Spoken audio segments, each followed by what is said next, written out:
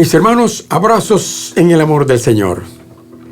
Hace algunos años pudimos observar en las noticias una escena verdaderamente aterradora. Vimos cómo un avión Boeing de carga se venía abajo y se volvía una gran bola de fuego cuando se cayó, obviamente, en tierra.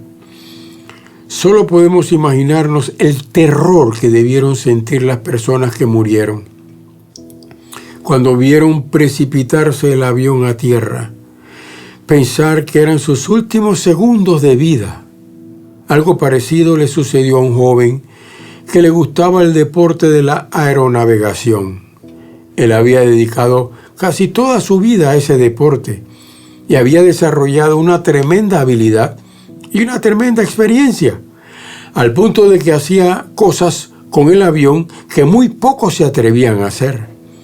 Un día este joven estaba practicando una maniobra a 1000 metros de altura cuando de repente perdió el control del aparato, un Cessna 150. El avión empezó a dar vueltas y vueltas y vueltas, precipitándose a tierra. En esos segundos de pánico solo pudo recordar las palabras de su instructor cuando le dijo: en una situación así, solo te queda soltar los controles, porque este avión se equilibra solo. Pero eso era irracional. ¿Cómo en una situación como esta iba a soltar el control del avión? Pero él se dijo a sí mismo: suéltalo. Finalmente lo hizo, se tapó la cara esperando el último golpe. Pero milagrosamente el avión se equilibró y volvió a su vuelo normal. Y la pregunta es en nuestra vida, ¿somos capaces de soltar el control y dejar que Dios actúe? Quisiera hablarles sobre el tema: un cayado, un báculo sin poder. Y les recomiendo la lectura de Segundo de Reyes, capítulo 4, 29 al 31. Estamos en un lugar llamado Sunem.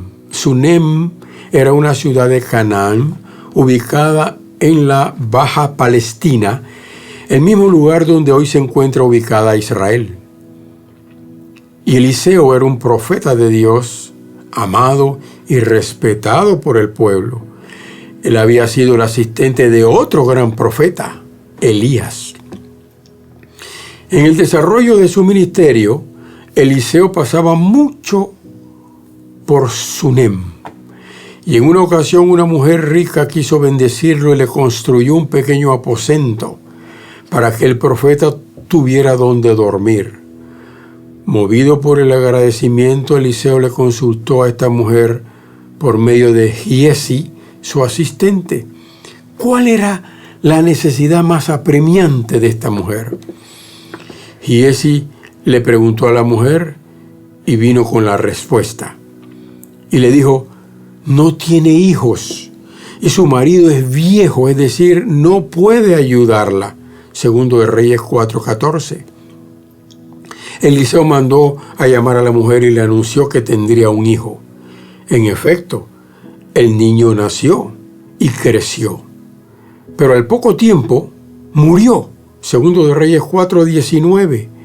Y uno se pregunta: ¿para qué entusiasmar a una mujer que no tenía hijos, dándole un hijo para quitárselo al poco tiempo? ¿Por qué suceden estas cosas? Hermano, hermana, en el mundo vamos a encontrarnos con muchas cosas que parecen injustas y cosas que aparentemente no tienen explicación. ¿Cómo es que Dios le da un hijo a esta mujer para quitárselo tan temprano? De lo único que podemos estar seguros es que Dios tiene propósito en cada cosa. Algunas veces lo conocemos y otras veces no conocemos los propósitos de Dios. Veamos el propósito de Dios aquí. La madre desesperada fue a buscar personalmente a Eliseo. Caminó sobre los lomos de un asno, unos 8 o 9 kilómetros desde Sunem al Monte Carmelo donde estaba Eliseo. ¿Por qué a veces es necesario que Dios nos tenga que meternos en situaciones tan graves como estas para que le pongamos atención? Hay cristianos que Dios les habla una y otra vez y nunca cambian. Y cuando les sobreviene una situación como esta, entonces vienen las quejas contra Dios. Cuando la tsunamita llegó donde Eliseo, empezaron los reclamos. Segundo de Reyes 4:28 nos dice: ¿acaso yo te pedí que me dieras un hijo? Me has hecho sufrir con este hijo. Esto es como una burla. Y yo te pedí que no te burlaras de mí. Esta es la primera reacción cuando estamos en medio de un problema o de una desgracia. Entonces Eliseo dijo a su asistente Giesi: toma mi báculo y lo pondrás sobre el rostro del niño. Un báculo o cayado era una especie de bastón que el pastor de ovejas las usaba para guiar a las ovejas. Para algunos era señal de autoridad, para las ovejas era símbolo de alivio, consuelo y apoyo. El cayado del profeta era indudablemente un buen apoyo, pero era impotente por sí solo para sanar o dar vida a un muerto. No era un amuleto, tenía que tener el respaldo divino. Existen muchas cosas que pueden ser buenas para apoyarnos en un momento determinado, pero el apoyarnos o confiar demasiado en cualquier cayado siempre será falible. Hay que confiar en el dueño del cayado. Es evidente que la solución no podía venir del báculo. Dice la porción que hemos leído en 2 de Reyes 4:31, que cuando Giesi puso el báculo sobre el rostro del niño, no sucedió nada. Y esto es así porque la solución no está en el cayado. La solución viene de Dios. Permítame comentar sobre algunos ejemplos de báculos que se pueden aparentar como buenos, pero que no representan la solución. En el mundo, por ejemplo, las personas usan mucho el báculo de la palanca. Como dicen en Panamá, usan la influencia política o económica para conseguir algo. Por ejemplo, un trabajo, un descuento, un favor. Pero ese cayado político o ese cayado económico no está dentro de la voluntad de Dios y las consecuencias no se dejarán esperar. Lucas capítulo 12, versículos 16 al 21 nos refiere a uno de esos báculos comunes. En el versículo 19 dice: y diré a mi alma, muchos bienes tienes guardados para muchos años, repósate, come, bebe, regocíjate. Otro tipo de bastón es la creencia de que ser moralmente bueno es suficiente para estar bien con Dios. Hay gente que cree que estar bien con Dios es porque son buenitos. Hay gente que viven engañados porque creen que es suficiente dejar de hacer cosas malas para estar bien con Dios. Y usted los escucha diciendo: yo no tomo, yo no fumo, yo no hago nada malo, por tanto estoy bien con Dios. Este es un báculo peligroso y engañoso. El dejar de hacer cosas malas no hace salvo a nadie, ni tampoco lo acerca a Dios. Para ser salvo debe haber una entrega genuina a Cristo. Aquel que pretende usar este tipo de báculo moral para tratar de justificarse delante de Dios es como aquella niña que quería ganar una buena nota en un examen y para ello ayudó a una ancianita a cruzar la calle. Ella pensaba que si ayudaba a la ancianita a cruzar la calle, ¿verdad?, Dios la iba a bendecir en el examen. Pero, ¿qué ¿Qué relación guarda eso con ganarse una buena nota en un examen? Para ganarse una nota en un examen hay que estudiar. Si usted no estudia y cruza a 100 ancianitos de la calle, no va a salir bien. Asimismo pasa con el báculo de ser buenito. Hay gente que cree que con ser buenitos están bien con Dios. Otros se apoyan en el bastón de la oración rutinaria y dicen: pastor, yo oro todos los días. Pero, ¿cómo es esa oración? ¿Es rutinaria? ¿Es superficial? ¿Es una oración muerta? Las oraciones muertas las hacen los muertos. Pero Dios no es Dios de muertos.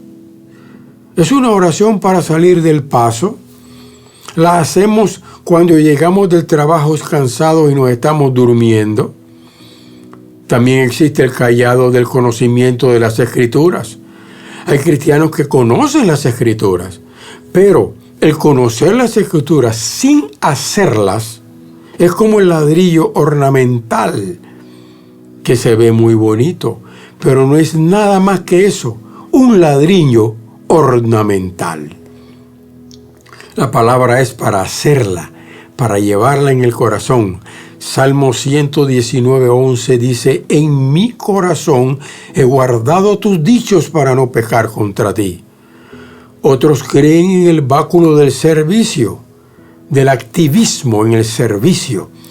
Hay hermanos que se esfuerzan en hacer cosas para Dios y hacen, pero se olvidan de su relación con Dios.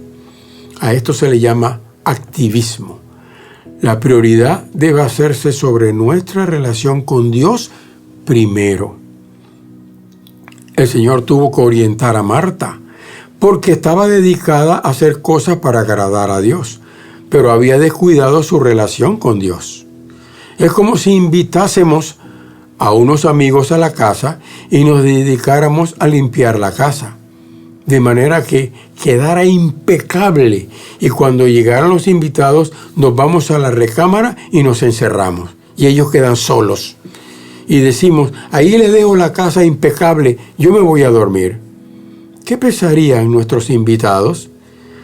Ellos no vinieron a ver qué limpia está la casa, ellos vinieron a vernos a nosotros. Son nuestros invitados. Asimismo, el Señor quiere primero tener comunión con nosotros y luego que nuestras obras lo glorifiquen. Todos cristianos deben tener callados para apoyarse en momentos difíciles. La fe en el Señor es un callado que nos acerca a Dios.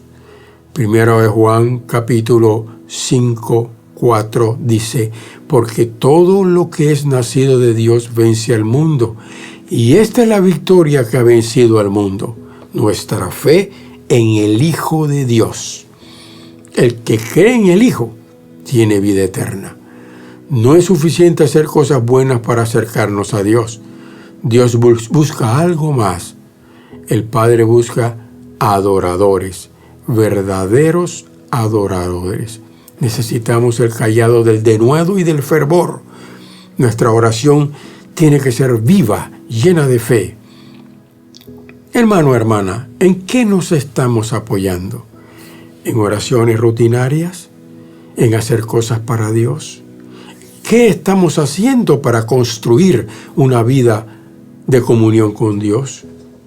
Les invito a reflexionar.